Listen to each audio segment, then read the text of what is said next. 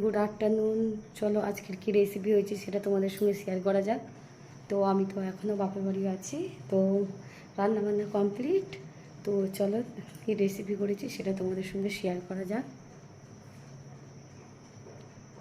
এখানে আছে ভাত, আছে বেগুন ভাজা, বাটা মাছের ঝাল টমেটো দিয়ে, দেখতেই পাচ্ছ, কাতলা মাছের মাথা দিয়ে পুঁই শাকের চচ্চড়ি, আছে ভেটকি মাছের কাটার তরকারি, মানে মাখা মাখা ভেটকি মাছের এটা, এদিকে আছে চিকেন।